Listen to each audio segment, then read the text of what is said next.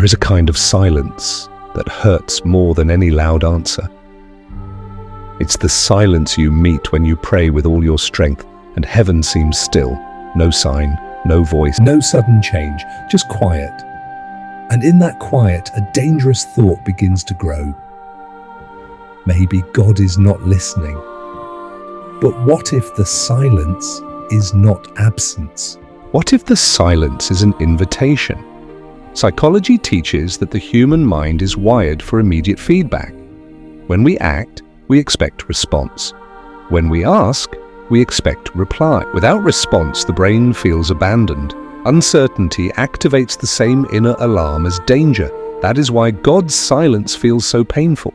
Not because something is wrong above you, but because something is unsettled within you. In silence, your fears get louder. Your doubts speak faster. Your imagination writes dark stories. Maybe I'm alone. Maybe this will never change. Maybe I'm forgotten. But faith has always revealed a different truth. Throughout sacred history, the greatest transformations were born in silence. Before Moses spoke to Pharaoh, he wandered in the desert. Before David wore the crown, he hid in caves. Before Jesus began his ministry, he lived 30 hidden years. Silence was not God stepping away. Silence was God preparing the ground. When nothing around you moves, something inside you is being shaped. Because the greatest answers God gives are not events. They are people who have been transformed. If every prayer were answered instantly, patience would never grow.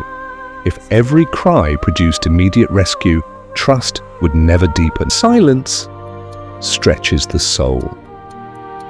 Psychologically, waiting without feedback forces the mind to confront its true foundations. Do you believe only when you see?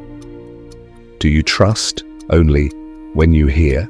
Or can you stand when nothing confirms your hope? In that space, something powerful happens. Your faith stops leaning on feelings and starts standing on conviction. God's quiet is not punishment. It is protection from shallow faith. Because a faith that survives silence cannot be destroyed by noise.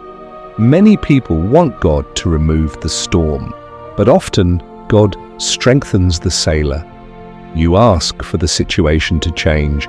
God works on the person who will face that situation, and that inner work is usually silent. Think of a seed buried in soil. From the outside, nothing is happening, but underground, life is pushing, forming, reaching. If you judged by what you saw on the surface, you would call it dead. Yet in truth, it is becoming a tree. God's silence is like that soil, hidden, dark, unseen, but full of preparation. Religion tells us God speaks.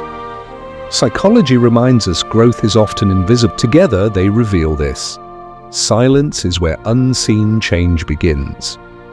When you don't hear God, you begin to listen deeper, to your conscience, to your values, to the quiet strength you didn't know you had. The absence of outer answers creates space for inner awakening, and that awakening is often the real miracle. Because once your inner world is rebuilt, your outer world eventually follows. The silence you fear is shaping the voice you will become. The quiet you resist is training the courage you will need. The stillness you question is anchoring a faith that will outlast every crisis. God is not loud when you need comfort. He is quiet when you need depth. Not because he left you, but because he trusts what he planted in you. So if heaven feels silent right now, do not rush to despair. Listen differently. Silence may be the language of your becoming. Not every answer arrives as a voice. Some arrive as strength you suddenly have, peace you didn't expect, clarity that slowly forms. When God is quiet, your soul is learning to speak, and when that voice rises steady and unshaken, you will understand something few ever do. The silence was never empty. It was full of unseen grace. Stay with Wise Storyhouse, where psychology meets faith and wisdom speaks plainly.